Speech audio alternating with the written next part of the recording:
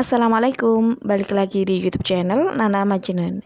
Di video kali ini aku bakal share salah satu resep jajanan pasar yang murah meriah, bisa dijual dengan harga 1000-an atau 2000-an. Dan ini cara bikinnya gampang banget, hasilnya banyak, rasanya enak. Jadi kalau kalian penasaran, tonton video ini sampai selesai dan pastikan kalian sudah subscribe.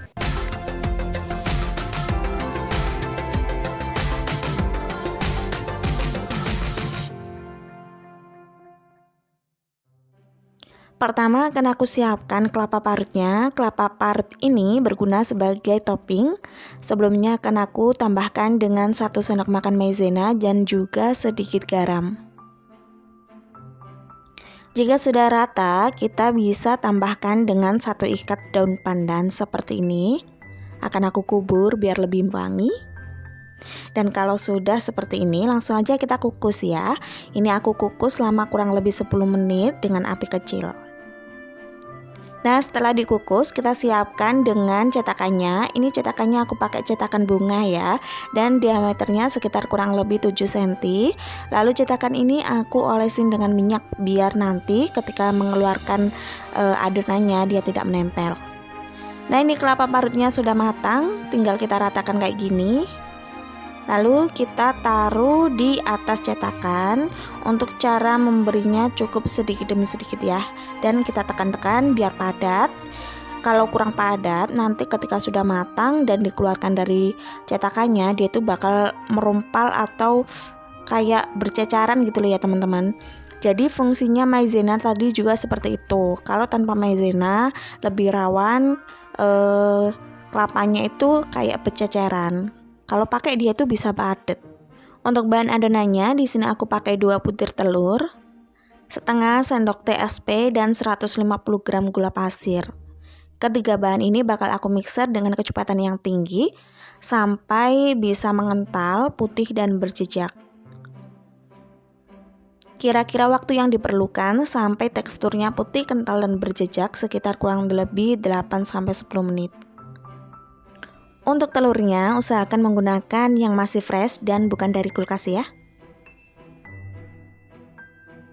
Setelah kurang lebih 8 menit, adonannya ini sudah mengembang putih, kental, dan berjejak seperti ini. Nah, kalau sudah seperti ini tinggal kita matikan mixernya. Lalu kita tambahkan dengan bahan bubuk atau bahan yang lainnya. Yang pertama ini aku sudah siapkan 200 ml santan matang. Lalu aku tambahkan dengan garam sedikit dan juga ada 1 sendok makan pasta pandan. Aduk sampai pasta pandannya merata. Jika sudah merata seperti ini, kita sisihkan terlebih dahulu. Nah, untuk bahan bubuknya di sini aku menggunakan 200 gram tepung terigu protein sedang yang sudah diayak. Lalu akan aku masukkan secara bergantian antara tepung terigu dan juga santannya. Nah, jangan lupa di mixer dengan menggunakan kecepatan yang paling rendah secara pelan-pelan aja. Jadi untuk tepung terigu dan juga bahan cairnya akan aku masukkan secara perlahan ya. Nah, seperti ini. Kalau tepung terigunya sudah masuk, tinggal kita masukkan santannya secara bergantian. Nah, ini sudah selesai yang terakhir kalinya, tinggal kita mixer sebentar aja, kemudian kita matikan mixernya karena ini sudah tercampur semuanya. Kalau terlalu lama di mixer, takutnya nanti adonannya turun ya. Setelah itu kita pindah dengan menggunakan spatula, kita aduk dengan teknik aduk balik seperti ini. Fungsinya biar tidak ada bahan atau semacam tepung yang mengendap di bawah. Jadi kita aduk dari bawah ke atas. Karena menurut aku warnanya kurang ngejreng atau kurang pekat, jadi aku tambahkan sedikit dengan pasta pandannya. Aduk lagi sampai pasta pandannya merata. Contohnya seperti ini. Kalau masih ada warna putih di bawah, tandanya belum merata ya. Jadi usahakan semua terangkat. Jadi kita tahu mana yang belum tercampur. Nah, setelah sudah tercampur semuanya, tinggal kita taruh di dalam cetakan yang tadi sudah disiapkan. Jadi per 1 cetakan ini akan aku isi dengan kurang lebih 3 sendok makan sampai penuh ya. biar nanti hasilnya mentul-mentul. Karena cetakan aku cuma 9 pieces, jadi ini akan aku kukus terlebih dahulu. Jangan lupa dihentak-hentakan biar tidak ada gelembung di dalamnya. Lalu aku kukus dengan menggunakan kukusan yang tadinya sudah dipanaskan selama 10 menit. Kalau sudah masuk, langsung kita tutup. Jangan lupa tutupnya kita alasin dengan serbet biar tidak ada air yang menetes. Ini dikukus selama kurang lebih 15 menit ya. Dan kalau kurang lebih 15 menit sudah selesai, bisa kita cek terlebih dahulu dengan menggunakan tusuk sate. Kalau tidak ada yang menempel, berarti sudah matang. Keluarkan dari kukusan, lalu kukusannya bisa kita buat ngukus adonan yang selanjutnya. Nah, kurang lebih seperti ini hasilnya. Ini masih panas banget ya, jadi langsung aja kita keluarkan dari cetakannya. Biar cepet dingin ya, kita keluarkan aja kayak gini. Nah, bagus banget. Karena tadi itu aku kelapanya pakai maizena, jadi hasilnya itu padat, tidak gampang rompal atau kayak berceceran gitu ya.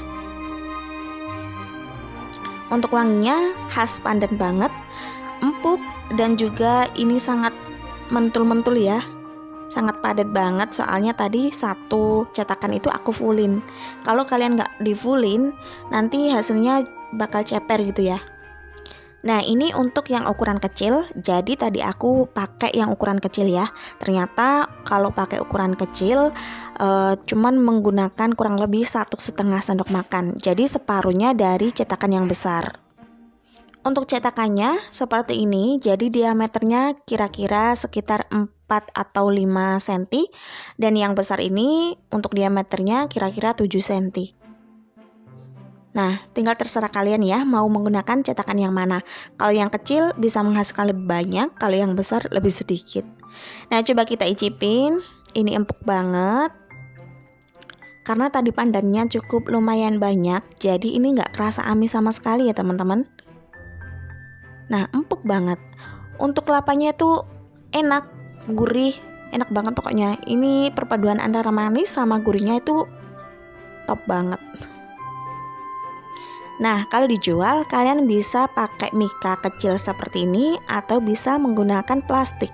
Tapi aku rekomendasikan untuk menggunakan mika kecil seperti ini karena dia tuh tidak gampang tepos gitu ya, atau nggak gampang kayak hancur.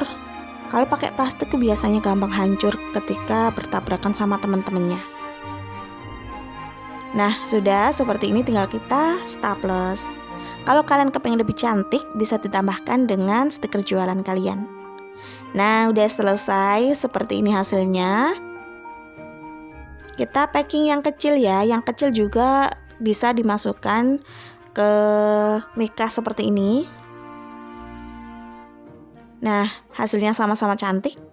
Kalau dijual yang kecil ini biasanya dihargai dengan harga 1.000 atau 1.500 ya.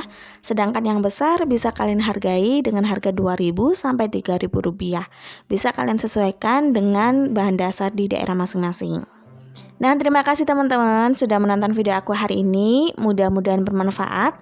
Mohon maaf kalau banyak kesalahan. See you next video. Wassalamualaikum warahmatullahi wabarakatuh.